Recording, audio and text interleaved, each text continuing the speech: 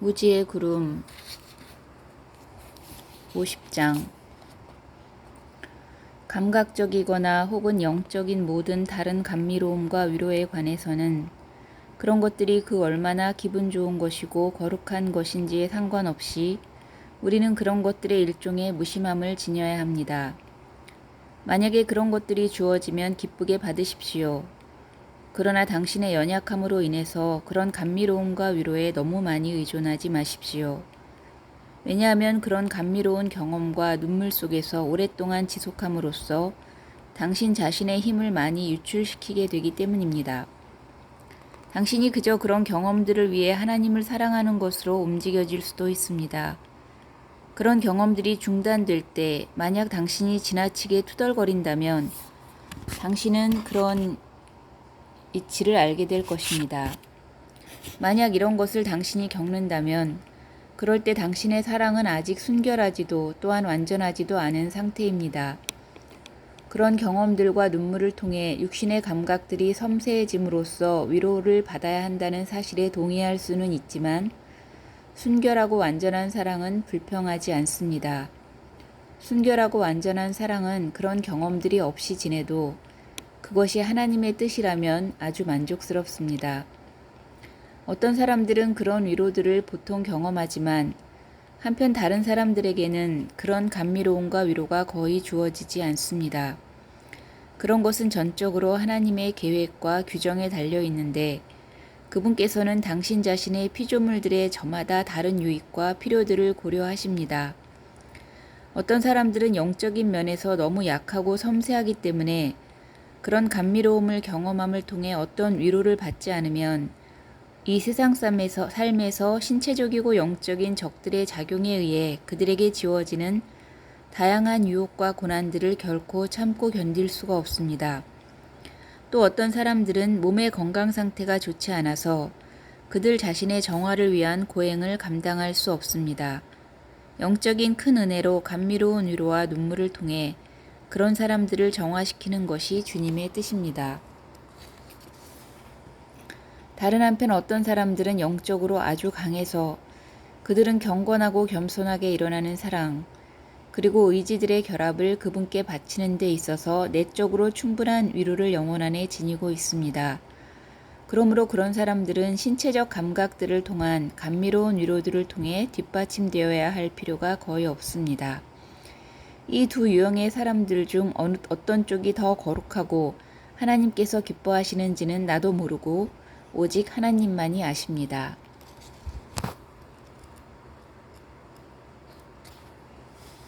70장. 내적으로 영적인 수행자가 되기 위해 애쓰는 모든 사람들이 그럼에도 불구하고 자신들이 자신의 내면에서나 바깥에서 영적인 것들과 관련하여 듣거나 향기를 맡거나 보거나 맛보거나 만져야만 한다고 생각한다면 분명히 그런 사람들은 기만을 당하고 있으며 또한 자연의 섭리를 거슬러 그릇되게 수행하고 있는 것입니다. 본디 사람은 육신의 감각들을 통해서 외부의 모든 유형의 사물들에 대한 지식을 가지도록 정해져 있을 뿐입니다. 그런 감각들을 통해서 영적인 것들에 대한 지식에 도달하도록 되어 있지는 않습니다. 나는 지금 육신의 감각들의 실용적인 작용에 관해 말하고 있습니다. 감각에 의한 그런 작용을 배제함으로써 우리는 영적인 것들에 대한 지식을 얻을 수 있습니다. 예를 들자면 우리가 어떤 것들에 대해 읽거나 들을 때, 그리고 우리 몸의 감각들이 그런 것들이 무엇인지를 그것들의 질을 통해 우리에게 가르쳐 줄 수 없음을 깨달을 때, 그때 우리는 우리가 읽거나 들은 것들이 형체를 지닌 것들이 아니고 영적인 것들임을 확실하게 확인할 수 있습니다. 우리가 하나님에 관한 지식을 얻기 위해 노력할 때도 우리의 영적인 능력들에 대해 같은 이치가 영적으로 적용됩니다.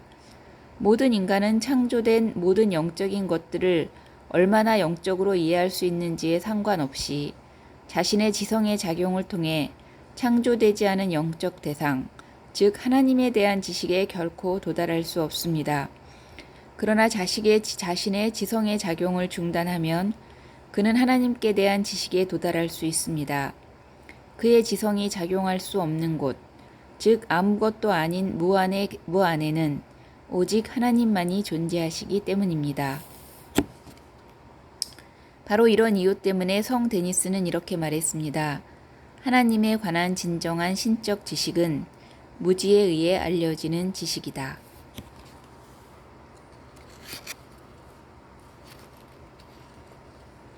71장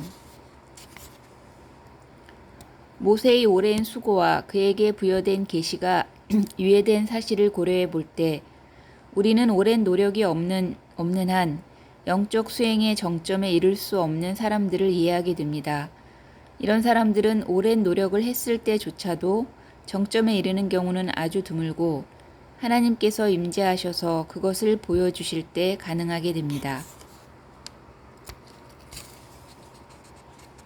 72장 하나님께서 원하신다면 아주 드물게 그것도 큰 값을 치르고서야 정점의 상태에 처음으로 오를 수 있는 사람들도 나중에는 계속해서 그들이 원할 때 언제나 그런 상태를 경험하게 될 수도 있습니다. 우리는 그런 예를 바로 모세에게서 보게 됩니다. 모세는 산상에서는 아주 드물게 그것도 고된 분투 후에야 언약의 궤의 형상을 보았습니다. 그러나 나중에는 계속해서 그가 원할 때마다 천막 안에서 언약의 궤를 보았습니다.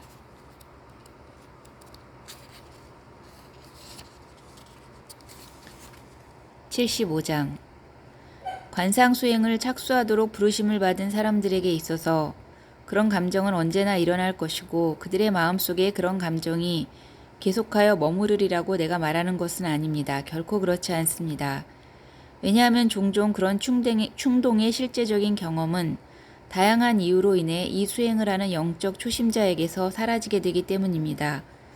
때로는 그가 이 수행에 너무 지나치게 익숙하게 되어 그가 원할 때 또 그가 원하는 대로 수행을 하는 것이 대개 그 자신의 능력에 의한 것이라고 생각하도록 하기 위해서입니다. 그렇게 생각하는 것은 교만일 것입니다.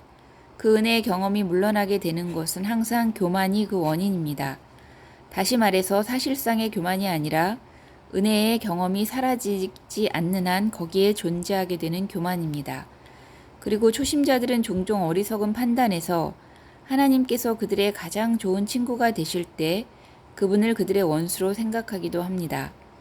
때때로 그 경험은 그들의 부주의 때문에 사라지게 됩니다. 이런 일이 발생할 때 그들은 즉각적으로 아주 심하게 그들을 괴롭히는 매우 날카로운 고통을 경험합니다. 때로 주님께서는 의도적으로 그런 은혜의 경험을 지체시키십니다. 그런 경험을 허락하시는 걸 미룸으로써 그 경험을 확대하고 또 오랫동안 그 경험을 잃어버린 후에 그것을 다시 찾고 새롭게 체험하게 될 때 그것에 우리가 더 주의하게 되도록 만드시는 것이 그분의 뜻일 때 말입니다. 하나님께서 당신 자신의 자비의 눈으로 바라보시는 것은 그대의 현재 모습도 아니고 이전의 모습도 아니며 다만 그대가 앞으로 되고자 갈망하는 모습이기 때문입니다. 성 그레고리우스는 이렇게 증언합니다. 모든 거룩한 갈망은 그것이 미뤄지는 경험을 통해 성장합니다. 만약 지체되는 경험에 의해 갈망이 줄어든다면 그것은 결코 거룩한 갈망이 아닙니다. 한편 어떤 사람이 새로운 경험을 하면서 점점 더 기쁨이 줄어들고 대신 그 자신의 갈망들이 불쑥 생겨난다면 비록 그런 것들도 모두 선을 위한 자연적 갈망으로 불릴 수 있겠지만 그럼에도 불구하고 그것들은 거룩한 갈망이 될 수 없습니다. 성 아우구스티누스는 이 거룩한 갈망과 관련하여 이렇게 말합니다. 선한 그리스도인들의 삶 전체란 바로 거룩한 갈망들 외에 다름이 아닙니다.